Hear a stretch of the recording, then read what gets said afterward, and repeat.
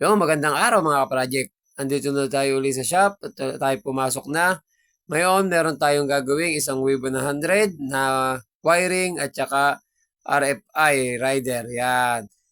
Shoutout nga pala sa ating tatlong gwapong-gwapong yan. Boss Aldrin, Boss Kiko at Boss Kenneth the Great. Dahil sa sobrang busy natin, hindi na natin na-videohan ang paggagawa ng ating wave at ng RFI. Nakalimutan ko na ngayon. Ito na lang ang ating gagawin.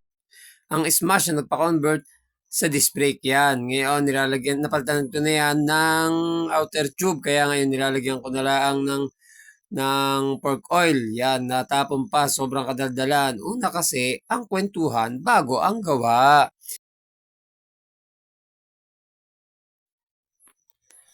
Yan, ngayon, ayos na natin at nalagyan natin ng pork oil.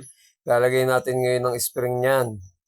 Tapos, pupunasan lang natin dahil nagigitatan na dahil sa pagkakatapong kanina, dahil sa sobrang daldal. Yan. Ngayon, kung kayo ay nahihirapan, gumamit lang kayo ng vice grip.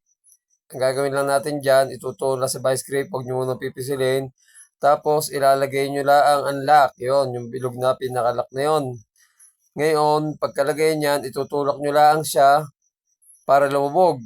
Yan, kukuha tayo ng import, tagapahalo.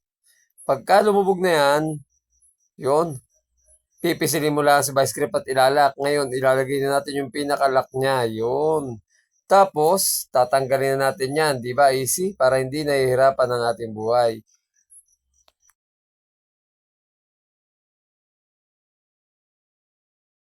Ngayon, natanggal na natin ang vice grip. Pupunasan lang natin. Tapos, titingnan natin kung magandang lumaro ang ating shock. Yung, saktong-sakto. Ngayon, ikakabit na natin yan. Yan. Oops, shoutout nga pala sa'yo, Boss Toto ng Kalan. Yan. Ngayon, ilalagay natin yung dust cover niya para hindi nagkakadumi ang loob at proteksyon para hindi nasisira ang ating oil seal. Ngayon, ikakabit na natin sa motor yan. At yun, gandang lumaro, di ba?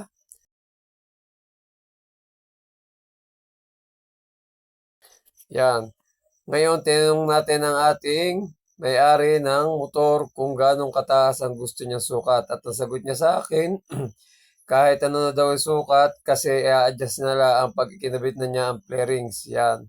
Kaya siya nagtuturo. Pasensya na sa against the light nating video. Yun.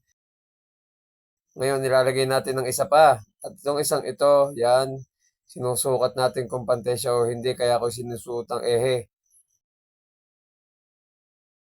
Ngayon, pag nakita natin pantay na siya, ihigpit na natin ang tornilyo ng shock. Yan. Ngayon, sa paghihigpit natin, kailangan sigurado kasi isa na nakalagay dito at baka mamaya biglang dumusos pa baba ang may-ari. Yun, kitang-kita nyo naman. Pantay na pantay ang ating shock. Pinalulo ng konti. Gigil na gigil pa yan, oh. Oop. Dahan-dahan, baka maputol. Yan. Pagkatapos natin ikabit ang mga shock, ikakabit na natin ng kanyang gulong. Yan. At sabi nga ni boss, wala pa daw ang kanyang hub and wire, kaya lagyan ko muna na kahit na anong busing. Ako na daw ang bahala na muna. Kaya ang ginawa ko, naghanap na lang ako ng bola at siya kong ginawang pang spacer hanggang sa makauwi lang daw sila sa kanila. Yan. Ngayon, naisuot na natin. Nice. Yung ganda ng ikot. Ayos na ayos, di ba? Yan. Pagkatapos naman natin ikabit ang kanyang front shock at saka ang kanyang hub na pang disc brake. Yan. Ngayon, pinakita ni Bossing ang kanyang ikakabit na pang preno. Yan ang RCS19. Shoutout nga pala sa ating kaibigan na si Kabuntot. Yan, magandang araw sa iyo at sa ating mga kasama dyan. Yan, ituloy na natin. Ngayon, ikabit na natin ang RCS19. Nagtabas tayo ng flarings. At tingnan natin, pasensya na, ang ating kabit kung maayos. Makikilike and follow naman po sa ating page, Wheels Project. At yun lang at maraming salamat po.